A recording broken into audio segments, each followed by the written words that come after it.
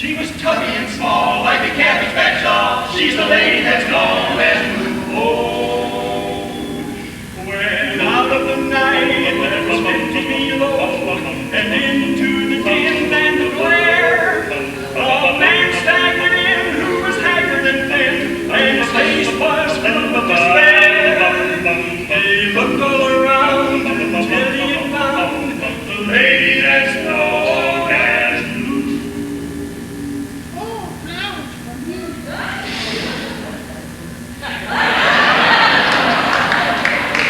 Then the stranger turned and his eyes they burned on dangerous Dan McAdoo.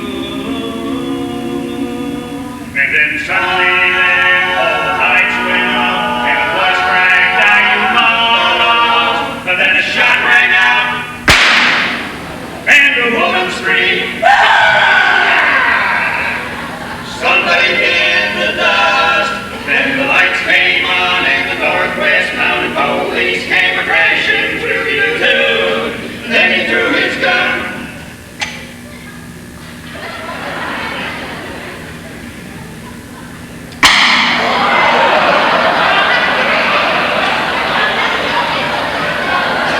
And he said, "Which one?" And then somebody said, and skipped across the floor with a 1-2 skip and a hand on each hip, right out through the open door. Well, it wasn't a stranger taking his lead, for the lady that's known as Blue. It was nobody else in this whole wide world but Dangerous Dan. Senor, he's awful dangerous, all right. Dangerous Dan, Dangerous Dan, he was the big bad man, and his name was Dan McAdoo.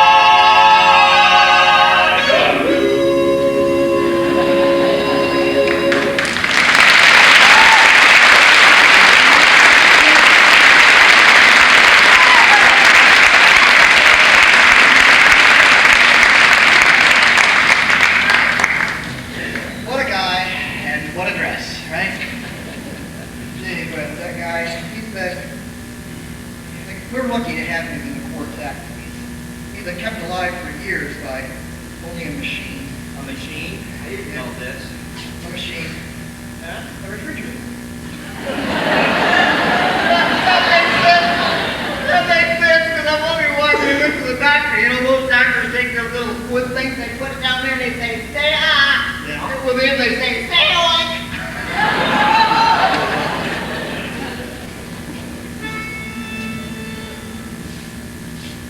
Side by side. See that sun in the morning, leaning over the hill. I'll bet you sure it always has and sure it always will.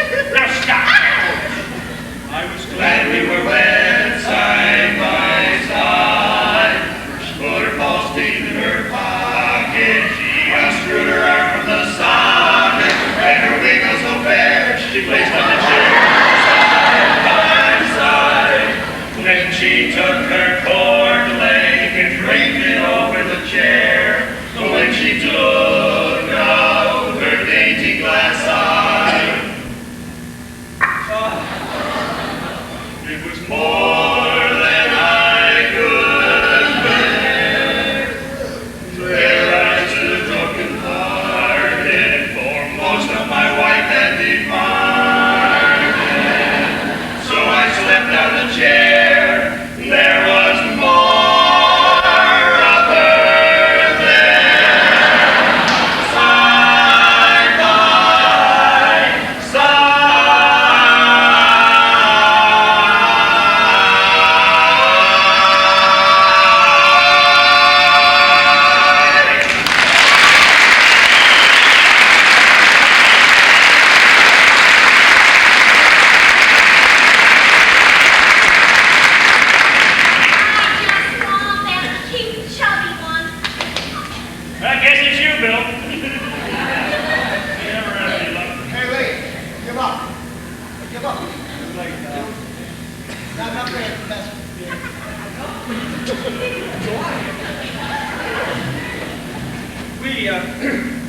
We have an awful lot of fun with barbershop, even though you see the things we don't do aren't strictly barbershop.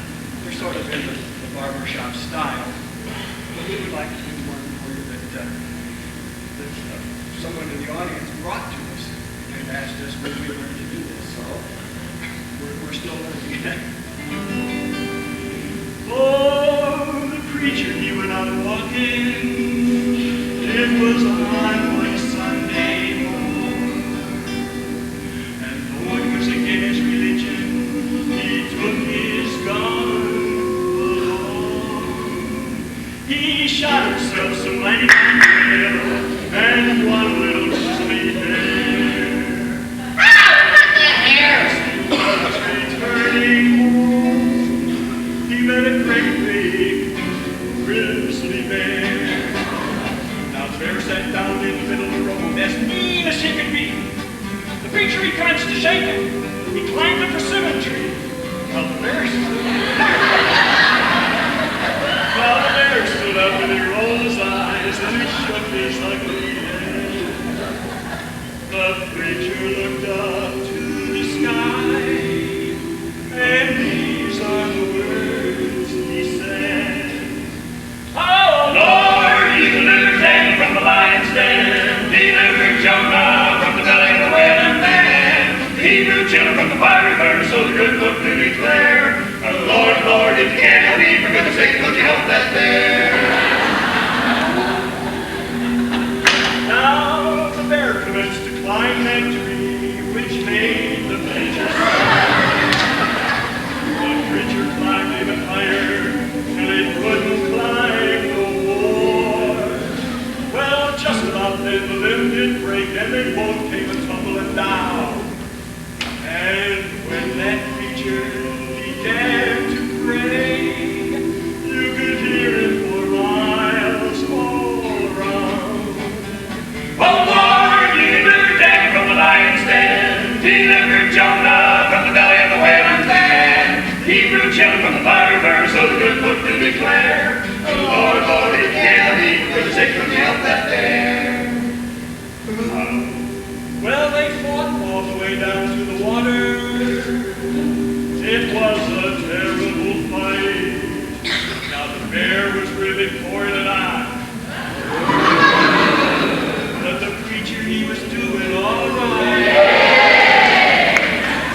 Well, he dragged that beast right into the water. It was 3 times in and out. Did you say 3 times? 3 times. Well, that's gonna do a lot of hell. Here we go! 1, 2, And the bear got loose and limped away, and the preacher began to shout. Oh Lord, you delivered Daniel from the lion's den, delivered Jonah from the belly of the whale man. Well, Lord, it may not seem like much from where he sat up there, but the hardest job I've ever done was baptizing that bear. The hardest job I've ever done was baptizing that bear. That's the story of the preacher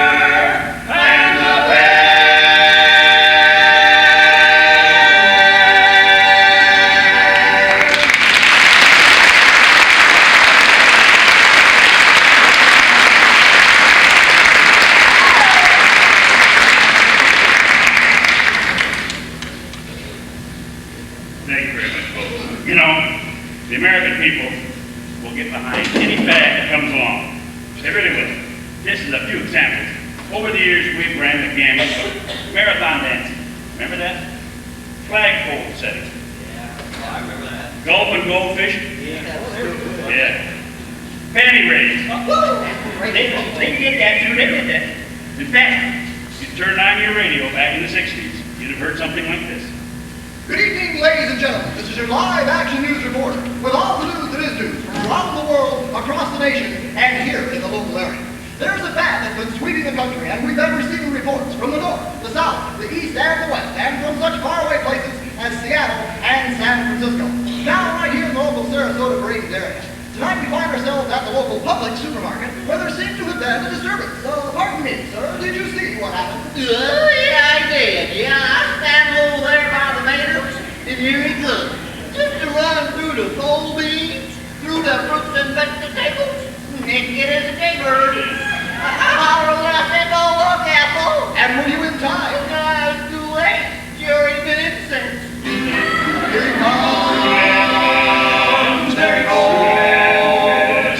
And he ain't wearing no clothes. Oh, yes, they call him the street. The fastest thing I do be. Look at that. He's just as proud as he can be. A lazy man, he's gonna get a state fee. Oh, yes, they call him the street. He likes to show off his physique. Well, look at that. When there's an audience to be found, he'll be streaking around fighting public critique. This is your live action news reporter once again. Now we find ourselves at the local Texaco filling station, where there seems to have been another disturbance. So, pardon me, sir. Huh? Did you see what happened? Oh, yeah, Dad. I come in here to get my tires checked. He come a-streaking through the traffic over here by the grease rack, wearing nothing but a smile. Ethel was over at the cold drink box. I hollered, "Ethel, don't look." And were you in time? No, she'd already been mooned. Flashed right in front of the shock absorbers. He ain't rude. He ain't blue. He's in the mood to run in the nude. Oh, yes, they call him the street. He likes to turn the other cheek. Look at that. He's always thinking the nude, wearing just as bad shoes as you could call him unique. This is your live action news reporter once again. Now we find ourselves in the broadcast booth at the local high school gymnasium where the basketball finals were taking place. They were interrupted. Pardon me, sir, did you see what happened? Yeah, I did. I was over there getting Ethel a snow cup. And there he come right out of those cheap seats. He come like rippling out onto the floor. Criminal. Yeah, you can back off there, tough, you know, I'll tell you what I mean. Choo, choo, choo, ah, sweet. And would you describe to our radio audience exactly what that was, sir? That was a super duper dummy. They went running out to the chest. Right out to the snack bar. And I looked up there where Ethel was sitting and I said, "Ethel, don't look." And were you on time? No, it's too late.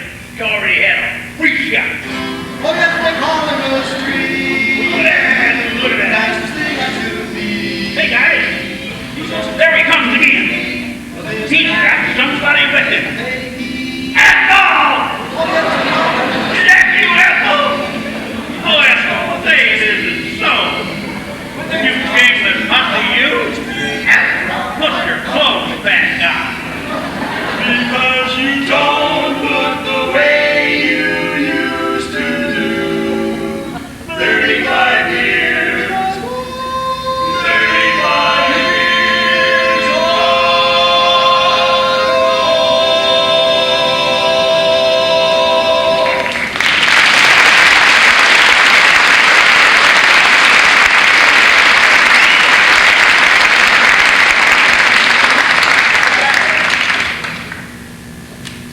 Thank you very much.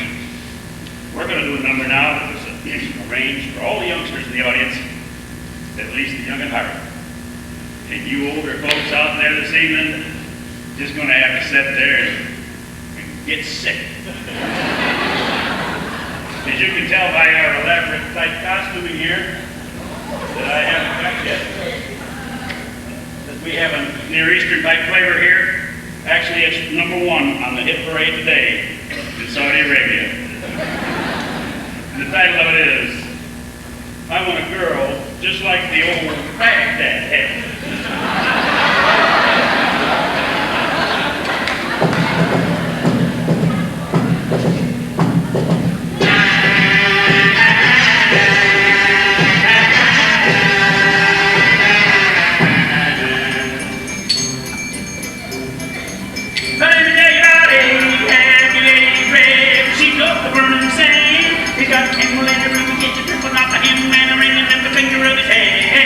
Big old turban wrapped around his head and a scimitar by his side. And every evening about midnight he'd jump on his camel called Bray.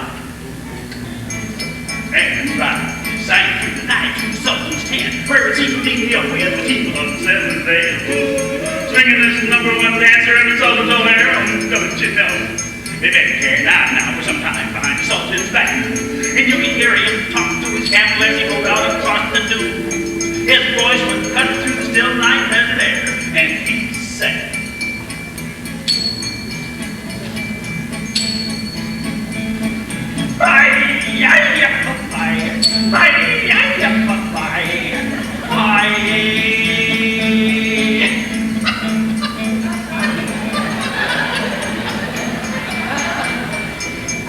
Which is Arabic for, "Whoa, baby!" Incline sing.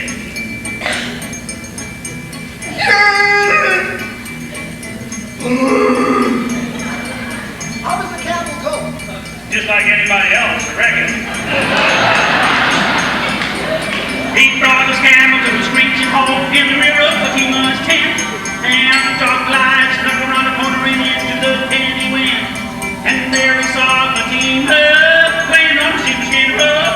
With rings on her fingers and bells on her toes and a bone in her nose. Ho, ho!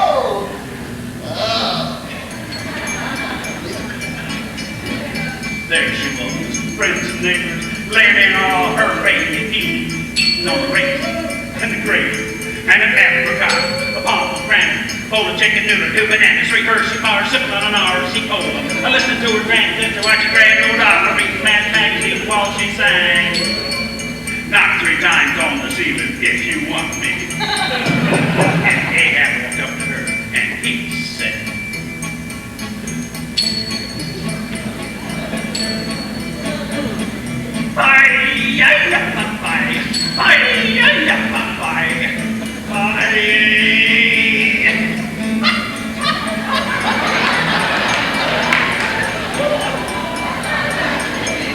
which is Arabic for, the shades of night was a falling fast, but I got a pretty good look anyway. And she said,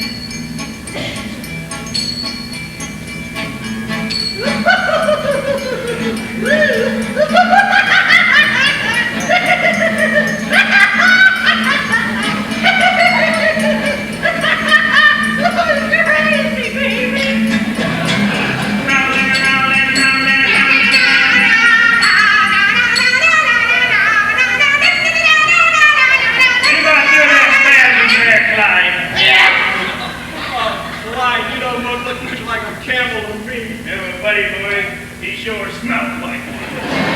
That story of she got burning sand. She got burning sand. She got burning sand. It was the sheep of the burning sand.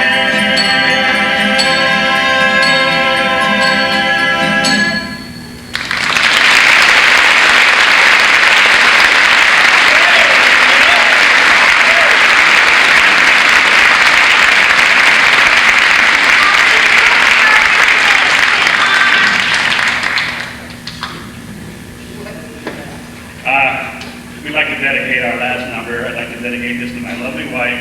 She's in the audience this evening. And it's entitled, She Has Silver in Her Hair, Gold in Her Teeth, Iron in Her Blood, and lead in the same old place.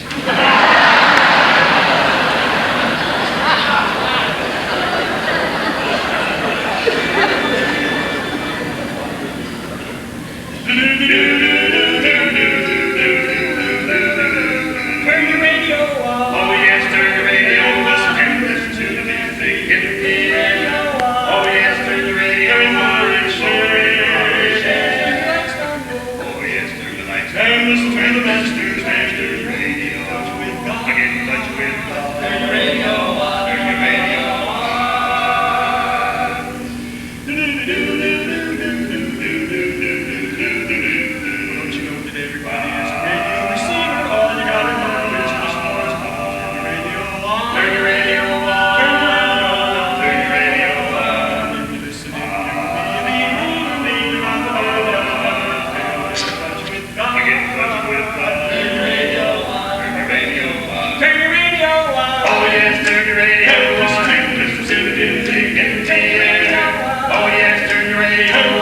say.